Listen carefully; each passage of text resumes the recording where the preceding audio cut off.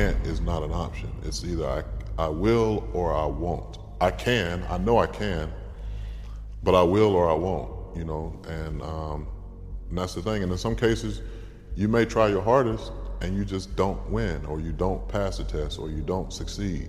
That's part of life. Understanding it's going to take hard work, discipline, and learning how to work with other people in order to get to the next level. The first rule is to love and respect everybody you come in contact with. You're not going to agree with them. You're not going to even like them on some occasions, but you love them and you respect them. Number two is to be your best. You know, if your best is a C on the test, even if it's D or F on the test, you know, you can never be disappointed if you know you gave it your all. And then, you know, number three is we don't use the word can't. You know, it's not in our vocabulary. I was told my entire life, you'll never do this, you'll never do that, you can't do this, it's impossible for you to do that. When you tell somebody what they can't do, for some people that drives them, you know, because you're not going to tell me what I can or cannot do. But for other people, when you tell them, oh, you'll never be able to do that, like that could be the breaking straw, you know, and that back for that person, that's their spirit, to actually go out and succeed. So I never tell my kids, if they come to me and they may have the most outrageous idea, I say, all right, cool, let's figure out how we're going to do it. I never say, oh man, you can't do that, we ain't doing that.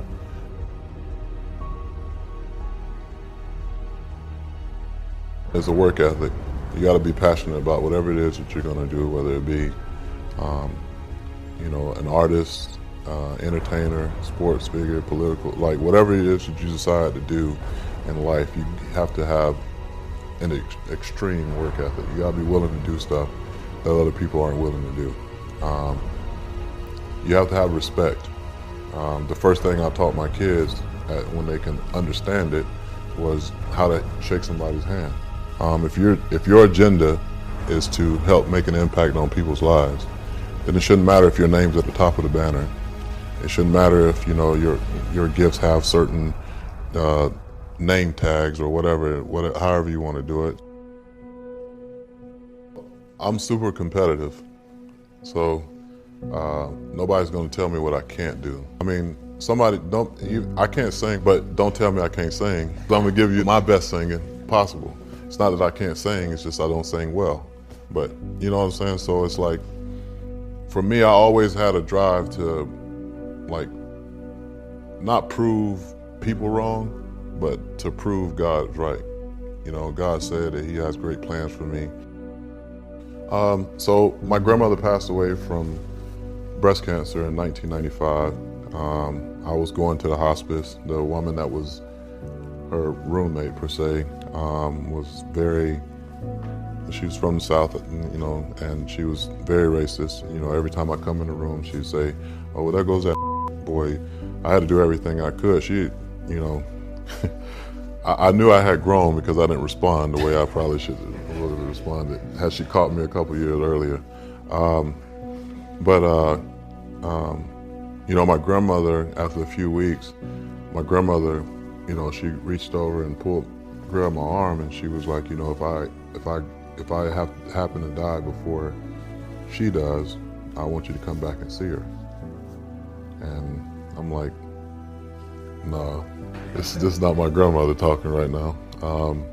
And so you know, it ended up happening like 3 weeks after my grandmother said that. My grandmother passed away. And so my grandmother saw something at the time that I didn't really understand why she was doing it. But I went back and I go into this room, and the lady's like sits up on her seat, and she's just starts bawling, crying. And this is the racist lady? Yes. And then she was like, I'm so glad I got a chance to see you again. I thought I'd never see you again. You know, I apologize for how I treated you. You know, I've gone to church. I've done so many things, you know, in church. I've served the homeless, etc., etc. But I wasn't doing the one thing that I know that God would have approved of the most, and that's loving His people. And then she asked me if I can give her a hug. And I said in my TED talk, you know, I was a little apprehensive about doing that because she could have, you know, shanked me or something like that on the side. But I hugged her, and when I hugged her, she said, "You're like the son that I never had." And I'm going, okay. I didn't understand it at the time. I'm walking out, and then the lady said, the ladies up front, they were like, "That was so beautiful to witness," because, essentially the reason why she had so much anger towards you was because she kind of got dropped off, which happens a lot in nursing homes or, care centers. The family dropped her off, and she has 2 daughters, and the daughters just couldn't handle the seeing their mom in that position. And my grandmother saw that before I would have ever saw it. She just saw, an opportunity for even the hardest of hearts to be changed, even in their dying days. If you can have impact on somebody that you know that way, then just imagine what's going to happen when you do that to a complete stranger. And it may not be "I love you and I believe in you." It may be the action of showing, hey, you're worthy of nice clothes or a nice pair of shoes, or you're worthy of being able to go and enjoy a movie.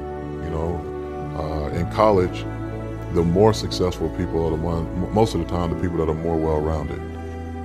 You kind of have an appreciation for what other people do and whatever other people are going through, but you can be inspired on any given moment, any given day, just talking to people.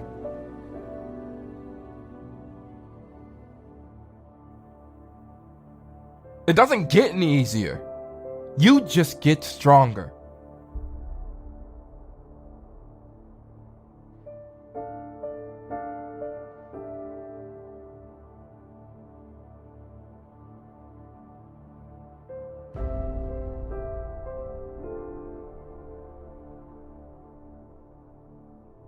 If you want to change, don't expect your life to stay the same.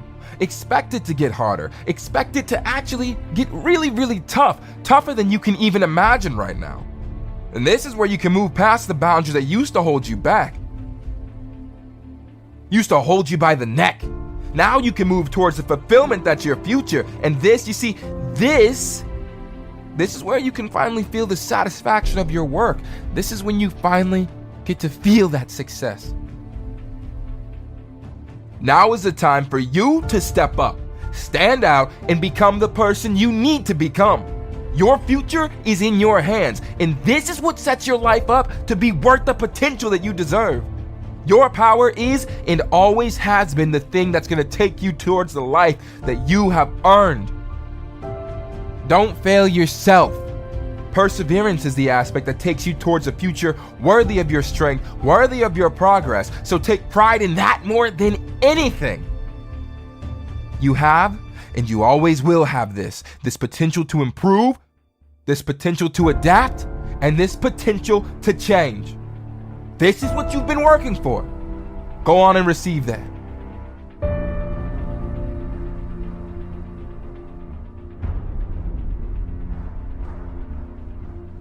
One mistake shouldn't hold you back for more than one day. The rise is the most important part of your progress. The rise makes your future something different. It makes you you. It makes you strong. And the intelligence of that takes you to a power worth your future. And value this. This moment of pain is not going to last forever unless you let it last forever. You don't need this, so don't let it happen. Change your perspective. Change your mindset to something always willing to grow, always willing to take courage. Make this who you are and make this worthwhile. This power that you have is valuable because your future is valuable and your potential is valuable. You're more than you could ever imagine, man. Your power is stronger than you could ever imagine.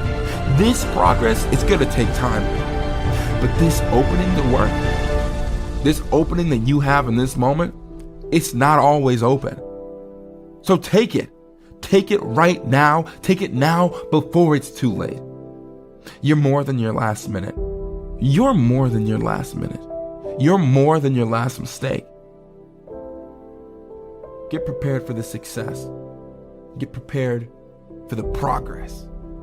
You can make this you. Make this power yours. Yours to keep forever. Because this is what you're going to leave behind. This is what your legacy is made up of. The moments when you get knocked down but rise up over and over again. These are the building blocks of the legacy that you're constructing. These moments when you push forward and rise up over and over again. And that is what brings you to the place where you thrive. The place where you thrive and become better. People gave to me and my family and my mom and other kids in my situation when they had nothing to gain in return. And that's character, you know, when you can give someone something, do something for somebody, and it's really not about you, it's really about helping them. And you're not expecting anything in return, right? You have to set the precedence of like being authentic. You know, we live in a very, inauthentic world where we don't do nearly as much as we could do if we didn't have an agenda. I don't have an agenda. You know, my only agenda is to literally change everybody's life that I could possibly change in one way or another. Being authentic and being me has literally changed my whole life because people are really starving for truth.